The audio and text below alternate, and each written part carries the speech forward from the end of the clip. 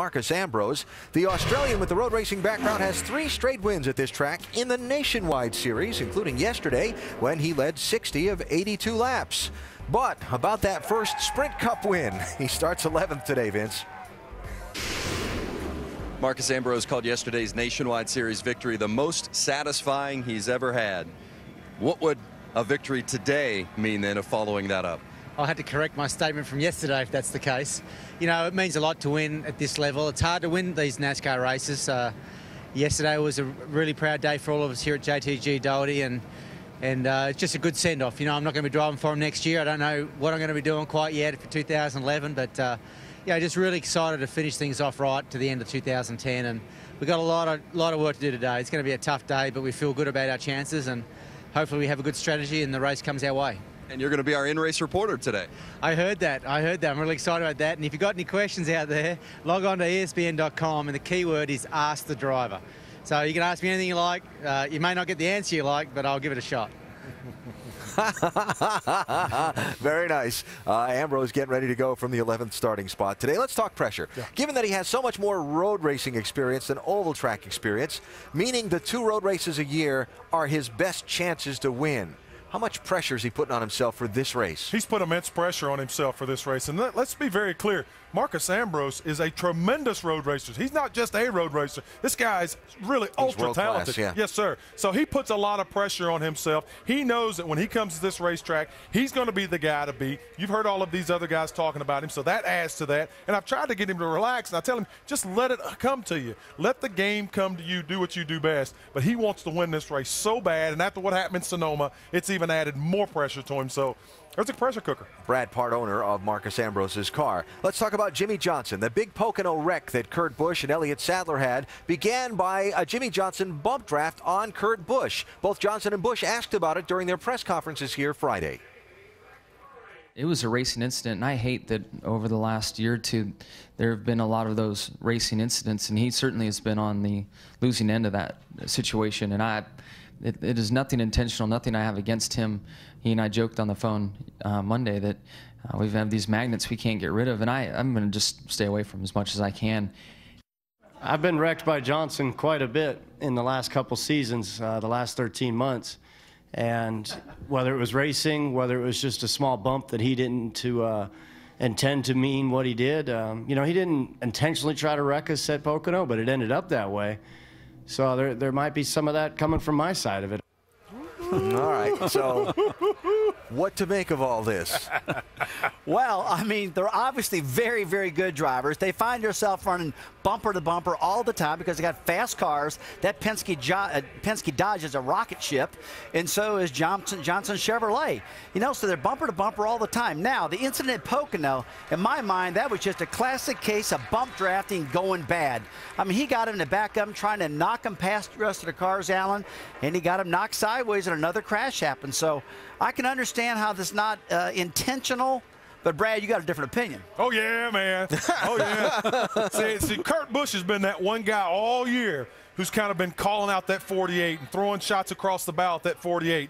And when this happens, he's using it as an opportunity to create a little bit of psychological warfare with Jimmie Johnson. When they get into the chase, and if he can get close enough throughout the series, when Jimmie Johnson looks up and sees that blue deuce coming, you know what? He's going to start thinking, boys. He's going to start thinking, what's going to happen when he gets to my bumper? How can I race this guy? How should I race this guy? And that might be an advantage for Kurt Busch. I like what Kurt's doing. If you kind of excuse me, I didn't mean it. Yeah, man. Well, Jimmie starts 9th today. Kurt starts 5th. Driver introductions underway. Drivers, as always, here taking around the course so all the fans can get a look at their favorites before they buckle in and tackle 90 laps on this tricky 7-turn track.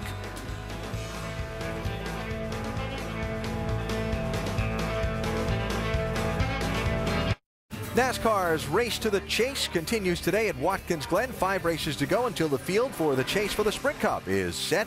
Kevin Harvick leads the standings. In fact, all 3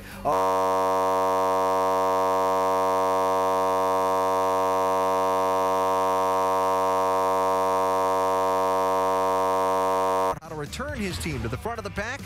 Now the 6-time champion owner spends his weekends trying to keep them there. I think The anticipation of the race, the start of the race, everything evolved around it. I still get excited. Once I get up in the morning, I try to meet with some of my guys. I'll pick one or two of them and talk to them. Usually I'll have several appearances. Just do that routine, then I'll go to the driver's meeting. Looks like the rain, it might hold off at least for half of it. How's that baby doing, buddy?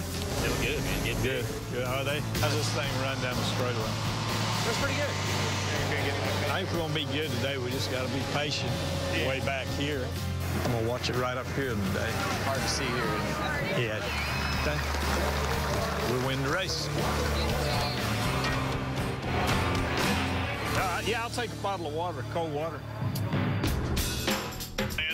Yeah, I got you, boss. Since you're riding with me, you're going to hold me up. You might as well go ahead and win the race. 10-4. Yep, you got me. Have a good day out there, guys. Be solid in the pit. Go there and win this race. Got me, Kevin. 4, Richard.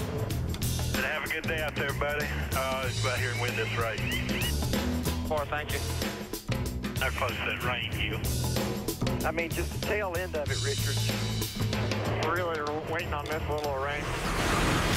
Engines have fired on pit road here at Pocono Raceway after about a 35-minute delay. Where green flag is in the air. Hit the wall. Steering wheel still straight. We're coming this time. Just don't give up much on the track here, Gil. Let's see what him fit. Hey, Richard, you got a stopwatch with you? Yeah, I have, Jeff. Give me my work on turn 1 and pick a point, enter in 1 and exit in 1, and give me a few laps here. I just want to look for something here. I just want to know my time. Yep, this is the first time the sun's been out. You're actually a little better than cars with the sun out. Pray for sun. Kurt's into the wall. Boyer's in it as well.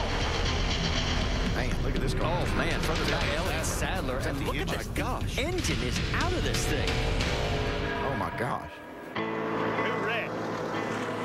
The 19 knocked the engine completely out of it. Well, if we didn't have all the safety stuff we got in these cars today, it'd been bad. Some of them guys just took fuel that. Like 4 of them. 16, 99, or 5 will probably end up winning the race. Greg Biffle is going to bring it home and win here at Pocono. David, you guys done a hell of a job there. Good job, Gil, pit crew. That's a good job. I know it ain't what we need, but you did all you could with the tore-up race car there. Good job there, Jeff. You guys had a good car. Todd, pit crew, all you guys did a good job. We'll get them next week. Well, Richard Childress has some pretty big numbers as a team owner. 91 Sprint Cup wins, 6 championships, and trying for a 7th, which would place him 2nd on the all-time list. Let's hear from the current championship leader, Childress driver Kevin Harvick, who starts 20th today, Dave. Well, that's one of the things that I want to talk to him about. He's got the championship lead. He loves road racing. He's been doing it since he was 6. But you're starting 20th, Kevin. How difficult? Oh, it's not going to be easy for sure, but I put us in this position and just by missing one corner yesterday in qualifying. So car's been running really good. We've started back here before, though. You got to stay out of trouble. That's the main thing, and you got to have the strategy follow your way. And I think, you know, just the speed of the car will be able to do most of the work, but you got to have the rest of it go your way, regardless of whether you're starting here or you're starting first. Now, yesterday you also ended up in the back of the pack, but raced your way to 3rd. So any benefit to yesterday? Well, yesterday was a bad day from the driver's standpoint. I pretty much did just about everything you could do wrong, and we were lucky enough to have a good car and be able to capitalize on it yesterday. Still pretty disappointed with yesterday, just for the fact that, you know, I felt we could have at least raced with the 47, but we never even gave ourselves a chance. So hopefully we can just be consistent and make up spots early in the race here, and we'll go from there. How do they say it, Alan? Out with the bad, in with the good, hopefully, for Kevin today. There you go. Kevin Harvick getting ready to go from 20th starting spot. Now, Rusty, Brad, you're both team owners like Richard Childress. Ask you the same question like I asked you about Jeff Gordon. How do you balance having your input into what's going on against letting the people you've hired to drive and prepare the cars do their thing?